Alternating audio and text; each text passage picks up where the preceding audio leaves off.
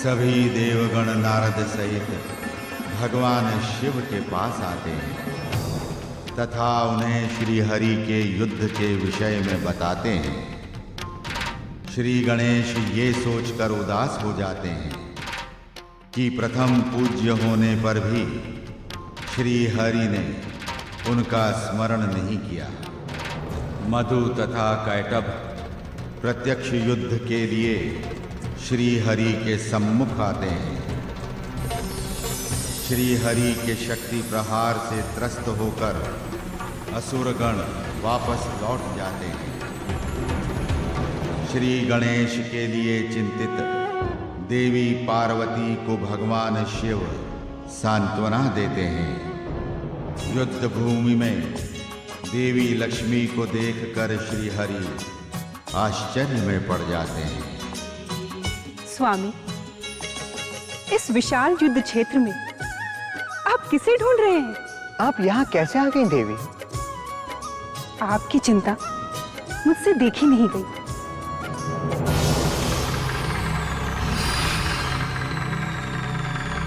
इस युद्ध में पुनः आप पूर्णतः एकांकी हैं स्वामी।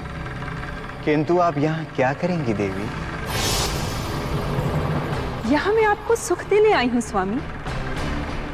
युद्ध में तो मैं आपकी कोई सहायता नहीं कर सकती, परंतु आपकी चिंता तो कम कर सकती हूँ ना।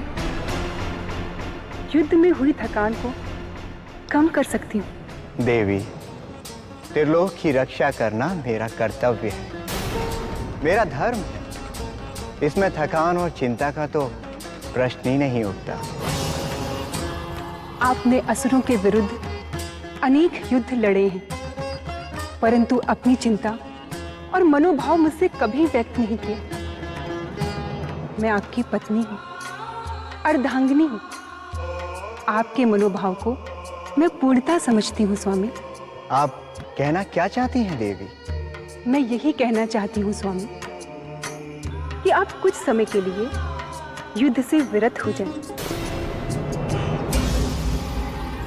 और अपने लोक चलकर कुछ पल विश्राम करें। अब विष्णु का अंत होगा, निश्चित रूप से होगा। ये छलिया जैसे युद्ध क्षेत्र से निकलेगा, हम इसका वध कर देंगे। बस ये किसी भी तरह यहां से निकल जाए। देवी, आप चिंता ना करें, हम अवश्य अपने लोक आएंगे। और विश्राम का आनंद भी तभी आएगा जब हम मधु और कैटअप का अंत कर दें। देवी, प्रजापति ब्रह्मा को हमने वचन दिया है कि चाहे जैसे भी हो हम उन असुरों का अंत करेंगे। ये तो बहुत शीघ्र पता चल जाएगा कि किसका अंत होने वाला है, किसका नहीं। बस कुछ क्षण प्रतीक्षा करो। ठीक है स्वामी, यदि आप अपने लोक नहीं चल सकते तो कम से कम वन विहार के लिए तो चल सकते हैं ना। उसके पश्चात मैं लौट जाऊंगी। ठीक है देवी।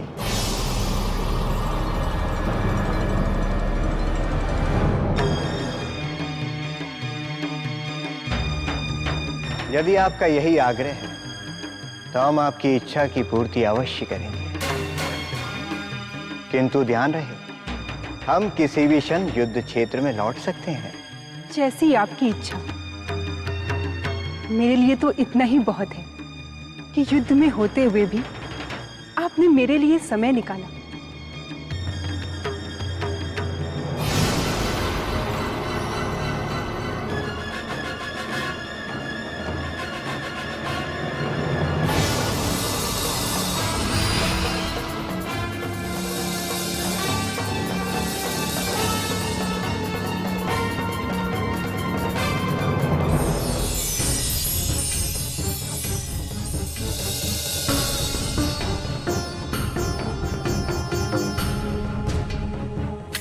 नारायण नारायण। प्रभु, युद्ध के इस संकट काल में आप देवी लक्ष्मी के साथ, ये आपकी कैसी लीला है प्रभु। त्रिलोक आपकी विजय की कामना कर रहा है और आप देवी लक्ष्मी के साथ विहार कर रहे हैं। नारायण नारायण।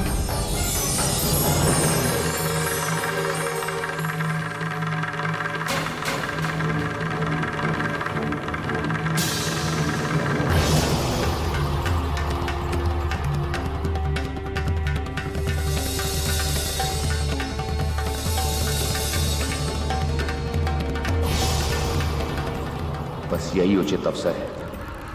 वन के इस सुनसान क्षेत्र में मारे जाने पर किसी को विष्णु की मृत्यु की सूचना भी नहीं मिलेगी।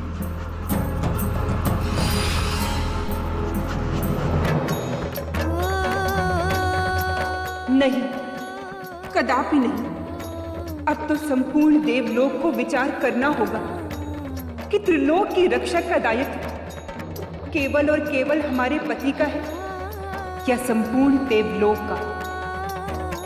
क्या एक भार्या की स्थिति पर आज तक किसी ने विचार किया? क्या किसी ने सोचा कि पति के युद्ध में जाने पर एक पत्नी की क्या स्थिति होती है?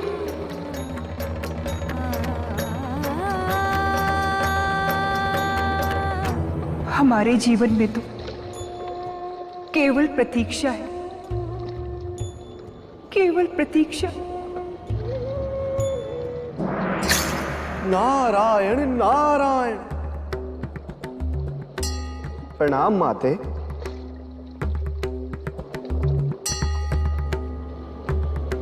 माते, आप यहाँ? देव ऋषि, हम यहाँ नहीं होंगे तो और कहाँ होंगे? हमारे भाग्य में तो प्रतीक्षा ही लिखी है। पता नहीं ये युद्ध कितने वर्षों चलेगा, कभी ये समाप्त होगा भी या नहीं? माते, अर्थात जो हमने देखा वो असत्य था। देव ऋषि, आप कहना क्या चाहते हैं? आपने ऐसा क्या देखा जिससे आप आश्चर्य में पड़ गए हैं?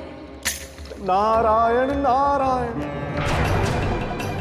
माते, हमने जो कुछ भी देखा उस पर विश्वास नहीं हो रहा है। देव ऋषि, स्पष्ट बताइए, आपने ऐसा क्या देखा है? माते, मैंने स्वयं आपको श्री हरि के साथ देखा है।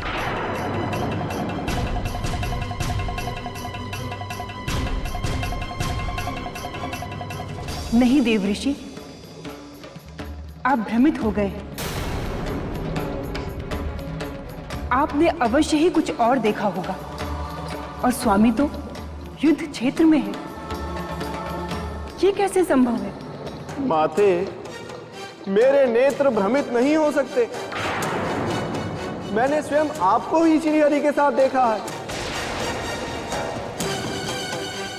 मैंने जो देखा वो आपको बताया। वैसे मुझे भी आश्चर्य हो रहा है। अब मुझे आज्ञा दे माते। नारायण नारायण। देव ऋषि,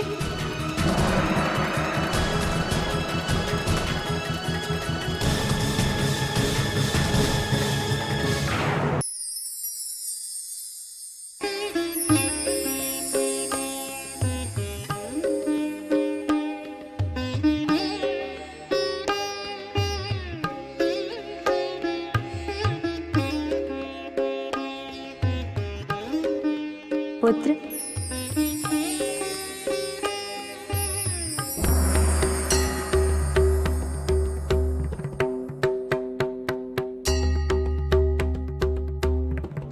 ये क्या पुत्र? ये तो तुम्हारे मनपसंद मोदक है ना? माते, पता नहीं क्यों मेरी मोदक खाने की इच्छा समाप्त हो चुकी है। मैं तभी मोदक खाऊंगा जब श्री हरि विष्णु अपने हाथों से मुझे मोदक अर्पित करेंगे। किंतु पुत्र, तुम तो भली भांति जानते हो कि इस समय श्री हरि युद्ध में व्यस्त हैं। क्या उनके लौटने तक तुम मोदक नहीं खाओगे? माते, बात मोदक खाने की नहीं है, बात श्री हरि की सफलता की है। उनकी युद्ध में विजय की प्राप्ति के लिए मैं अपनी समस्त शक्तियां और सिद्धियां प्रदान करना चाहता हूं। पुत्र, तुम्हारे पिताश्री का वचन कभी असत्य नहीं हो सकता। श्रीहरि और मधुकैटभ की लीला यूं ही समाप्त नहीं हो जाएगी। श्रीहरि को तुम्हारे समक्ष आना ही होगा।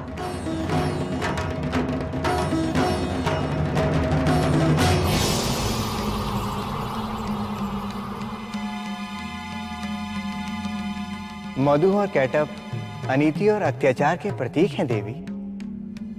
उन्होंने ब्रह्मदेव के आशीर्वाद का दुरुपयोग किया है।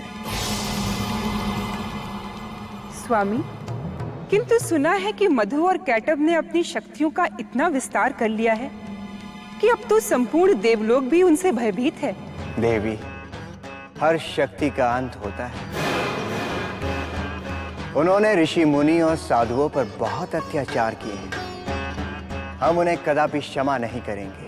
किंतु सुना है कि मधु और कैटभ का वध करना सबके वश में नहीं है।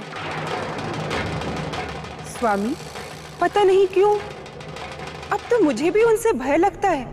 उनका अंत करके हम इस भय को समाप्त करना चाहते हैं। कदाचित विधि ने उनका अंत हमारे ही हाथों लिखा है। चाहे जितना भी समय लगे, हम उनका अंत करके ही अपने लोक चलेंगे। किंतु मधु और कैटभ से आप अकेले ही युद्ध क्यों कर रहे हैं स्वामी? पूरा देवलोक मौन क्यों है? हमें समस्त देवताओं के विश्वास की रक्षा करनी है देवी। हम किसी भी स्थिति में पलायन नहीं कर सकते।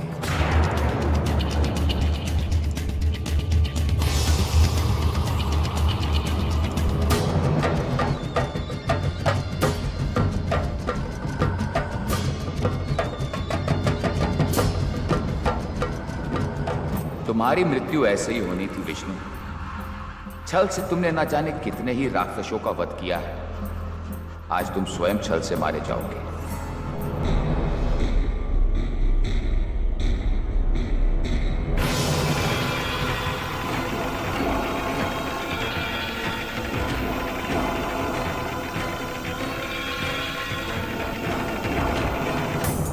रोक लीजिए स्वामी, उन दोनों असुरों को रोक लीजिए। श्री हरि के प्राण संकट में है स्वामी।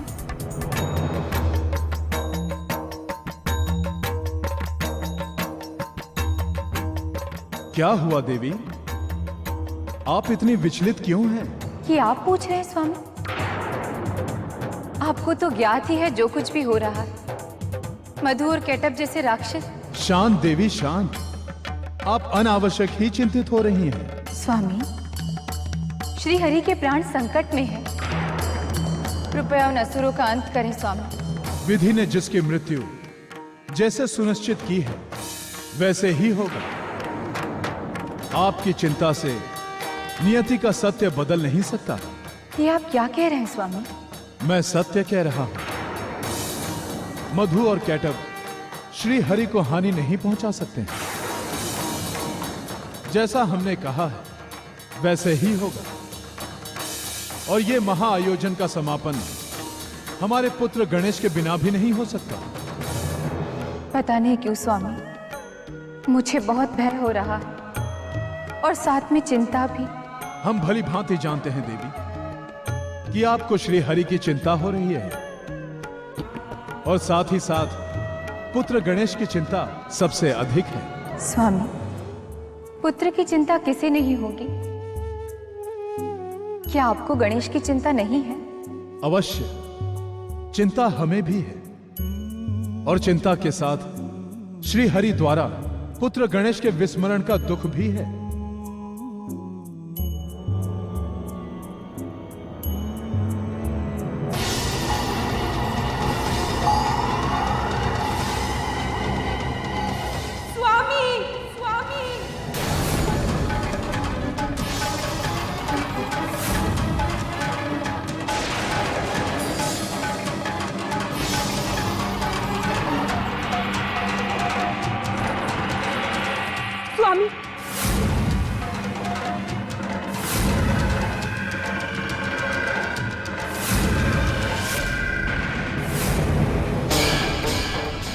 में ये कौन मायावी है जो मेरा रूप धारण करके आपके पास आई है?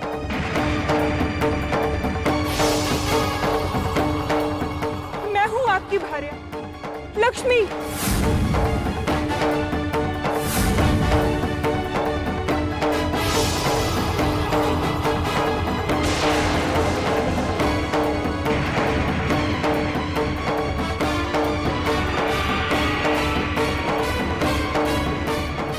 ये कौन है जो हमारे साथ छल कर रही है?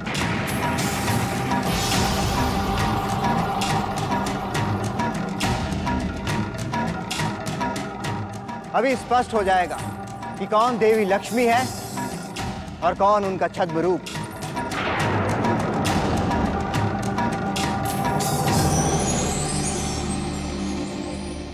सावधान!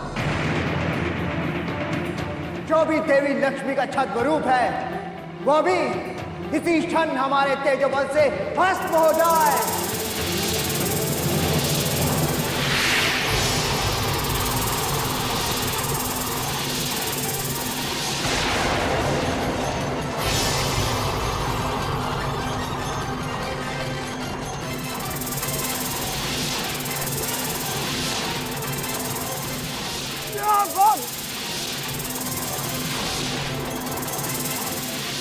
मारो!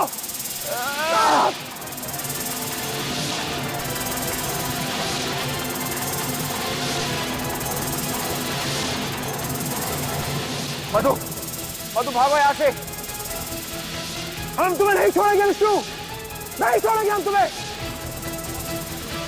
तुम्हारा अंत हमारे हाथ होगा। चलो भागो। मधु मैं कह रहा हूँ भागो यहाँ से, भागो। तुम्हें नहीं छोड़ेंगे, हम तुम्हें नहीं छोड़ेंगे।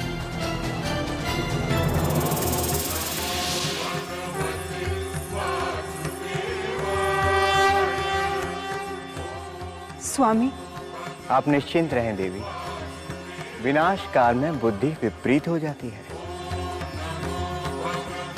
अब उन दोनों का अंत समीप आ गया है।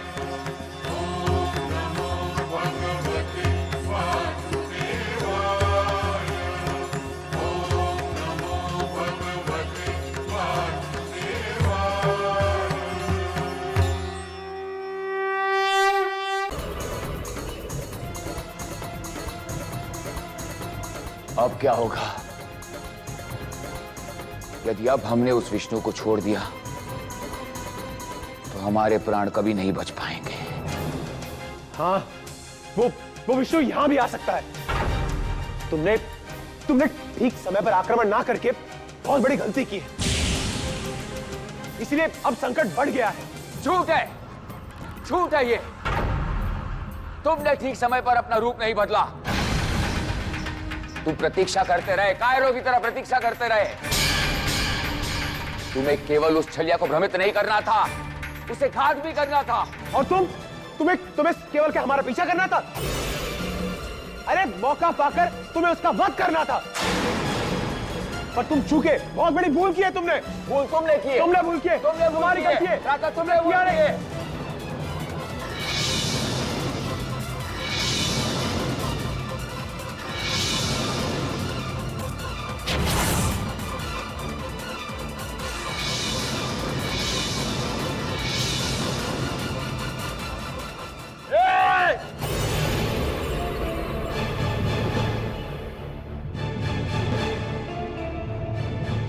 अब शांत हो जाओ। हम भूल गए थे कि हमें स्वयं में युद्ध नहीं करना है, हमें विष्णु से युद्ध करना है। विष्णु से। राधा, हमें सिर्फ विष्णु से युद्ध नहीं करना है, हमें उसका अंत करना है, खत्म करना है हमें उसे। चलो चलो।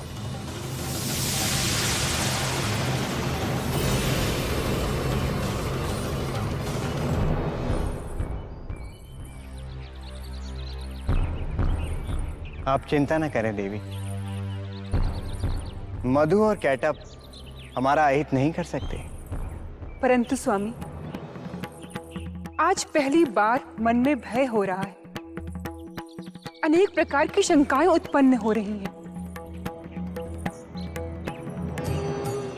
व्यर्थ चिंता न करें देवी। अब आप प्रस्थान करें। सृष्टि की रक्षा के लिए हमारा यहाँ रुकना आवश्यक है। कृपा कर आप क्षीर सागर लौट जाएं। हमारे दिव्यास्त्र के प्रयोग से अब उन दोनों को कोई नहीं बचा सकता। जैसी आज्ञा स्वामी। मैं क्षीर सागर में आपकी प्रतीक्षा करूंगी।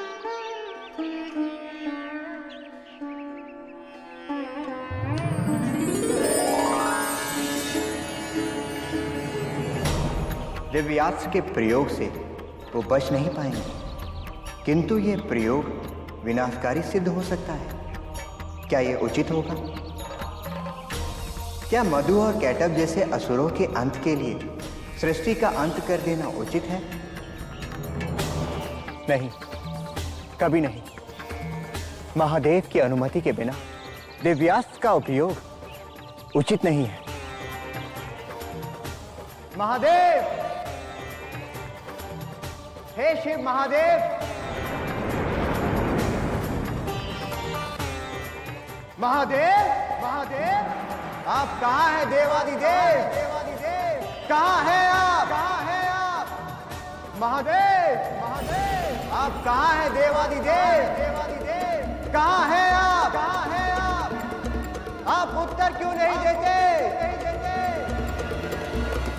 सुनो, विष्णु महादेव को पुकार रहा है। अब जाओ, लड़ो उस महादेव से भी। ना चिंतित ना हो, महादेव इस युद्ध में कभी नहीं आएंगे। तुम्हें कैसे पता? हाँ? महादेव को विष्णु की शक्ति पर कोई संदेह नहीं। यदि महादेव विष्णु की सहायता के लिए आए तो मुझे महादेव को प्रसन्न करना भली भांति आता है।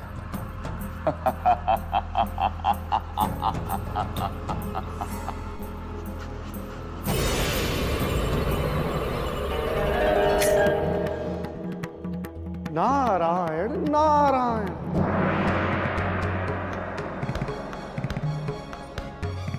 प्रणाम देवर्षि। देवर्षि, ये क्या हो रहा है? श्रीहरि महादेव का स्मरण कर रहे हैं और महादेव कहीं दिखाई नहीं दे रहे हैं। नारायण नारायण। तो महादेव शिवलोक में भी नहीं है,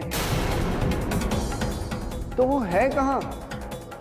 कहीं महादेव माता पार्वती के साथ भ्रमण पर? नहीं देवर्षि, वो माता पार्वती के साथ भी नहीं है। सत्य तो यह है कि हमें महादेव की कोई भी सूचना नहीं मिल पा रही है। नारायण नारायण।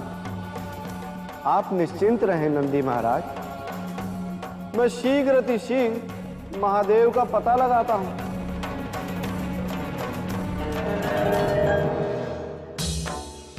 क्या मैं इन समस्त विघ्न बाधाओं का नाश नहीं कर सकता? क्या त्रिलोक का कल्याण मैं नहीं कर सकता? क्या मेरी योग्यताओं पर देवताओं को संदेह है? मेरा स्मरण कोई क्यों नहीं कर रहा? श्री हरि, क्या आपको भी मुझ पर विश्वास नहीं है?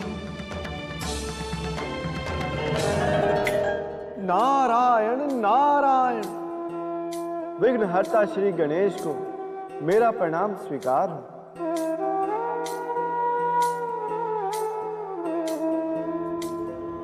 विघ्न विनाशक श्री गणेश, आप यहां? इस संकट काल में आप मौन क्यों धारण किए हुए हैं?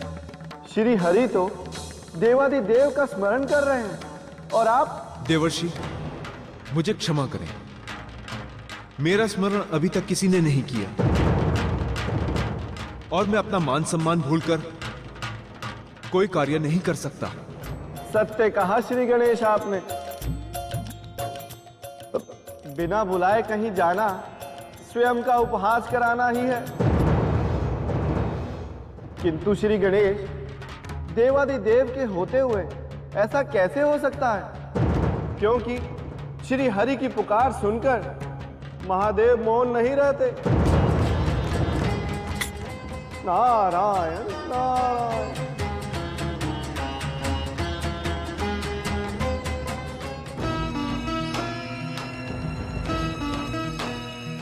महादेव का मौन, क्या हमारी पुकार व्यर्थ होगी? हमारी पुकार उन तक पहुंच नहीं रही? या कोई और रहस्य है? कहीं महादेव हमारी परीक्षा तो नहीं ले रहे?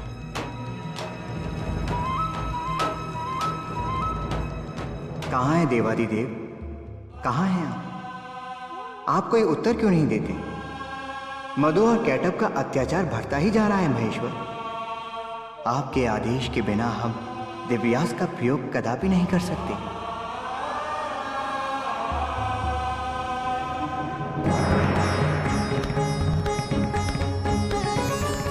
मेरी भी समझ में नहीं आ रहा है कि महादेव चले कहां गए हैं।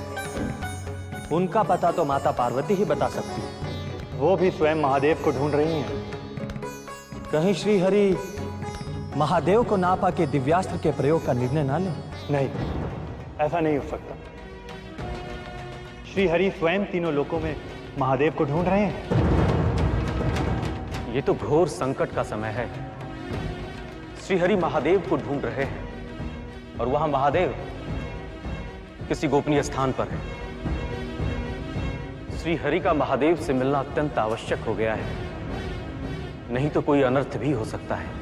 इस संभावित अनर्थ से बचने के लिए हमें भी अपना योगदान देना चाहिए, और वह योगदान एक यज्ञ के रूप में होगा जिसमें विजय की कामना की जाएगी। हाँ, यही उचित है, यही उचित है। और इस अनुष्ठान में श्री गणेश को प्रथम पूजन के लिए आमंत्रित किया जाए। शुभ निर्णय, शुभ निर्णय।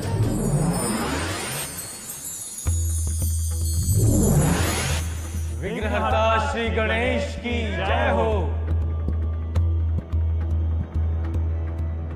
श्री विनायक, श्री हरि द्वारा घोषित युद्ध में विजय के लिए हम समस्त देवताओं ने एक यज्ञ अनुष्ठान का आयोजन किया है।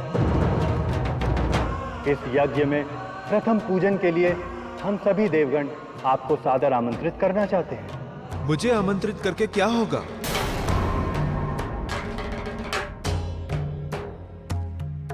भगवान श्री हरि विष्णु को स्वयं इस अनुष्ठान का प्रारंभ करना चाहिए। किंतु श्री हरि विष्णु स्वयं युद्ध में उलझे हुए हैं, अतः यह कार्य आपको स्वयं संपादित करना होगा। देवताओं, मुझे क्षमा करें। श्री हरि के इस प्रकरण में मैं आपको कोई आश्वासन नहीं दे सकता।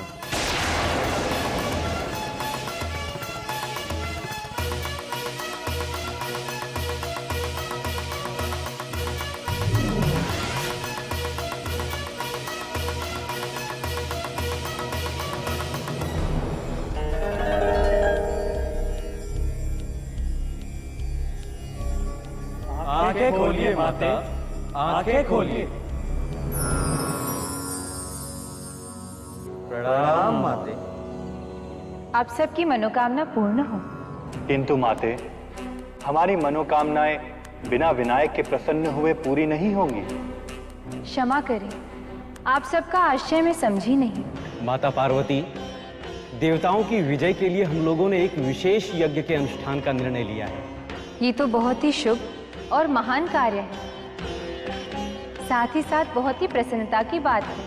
माते, प्रसन्नता की बात तो है, किंतु इसमें हम लोग प्रथम पूजन के लिए श्री गणेश को आमंत्रित करना चाहते हैं। हाँ माते, किंतु श्री गणेश ने हमारा निमंत्रण अस्वीकार कर दिया है।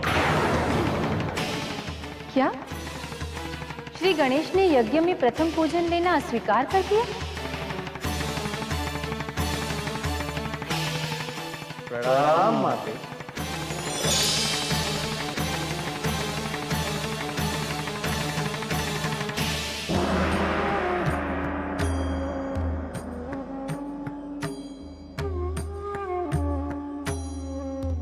पुत्र गणेश, ये यज्ञ संपूर्ण संसार के कल्याण के लिए है। संकट की इस घड़ी में तुम्हारे पिताश्री भी यहाँ नहीं है, किंतु इस समय श्रीहरि और देवताओं की रक्षा के लिए ये यज्ञ अति आवश्यक है। पुत्र माते, यदि आप ऐसा चाहती है तो आपके आदेश का पालन होगा, किंतु मैं अपने निर्णय से आपको उचित समय पर अवगत करा दूंगा।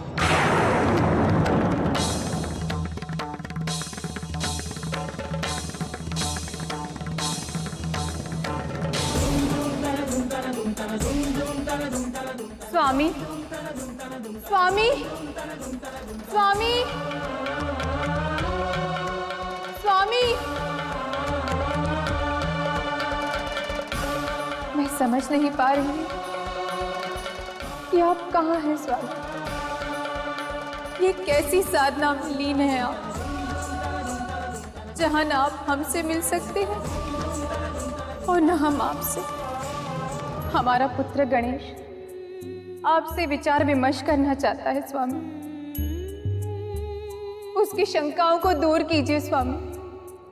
कहाँ है आप स्वामी, कहाँ है? ये कैसा मौन है? आप क्यों मुझे भावनाओं के चक्रव्यूह में डाल रहे हैं? संपूर्ण सृष्टि आपके दर्शनों के लिए व्याकुल है स्वामी। समस्त देवलोक आपको ढूंढ रहा है। लौट आइए स्वामी, लौट आइए, लौट आइए स्वामी, लौट आइए। मैं आपको कैसे समझाऊं कि मेरा मंतव्य लोक कल्याण का है। देवगणों के आमंत्रण पर निर्णय ना लेने का केवल एक ही उद्देश्य था कि मुझे कम से कम श्री हरि विष्णु से वो स्थान प्राप्त हो जाए जिसका अधिकार उन्होंने स्वयं मुझे दिया था। इसीलिए पिताश्री, मैं स्वयं शिवलोक आ रहा हूं, जिससे मैं अपने मन की व्यथा आपसे कह सकूं।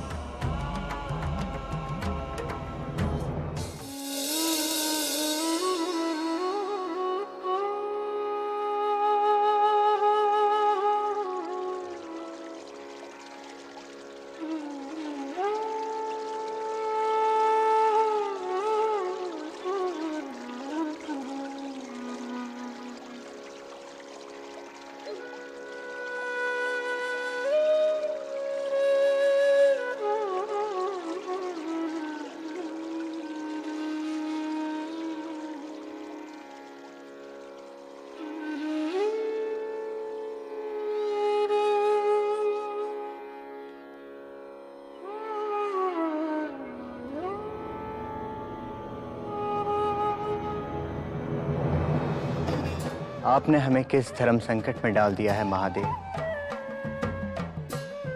जीवन और जगत के लिए आपसे परामर्श करना ही होगा, क्योंकि आपकी सहमति के बिना हम ऐसा कोई भी कार्य नहीं करना चाहते जो कि सृष्टि की प्रक्रिया में बाधा पड़े।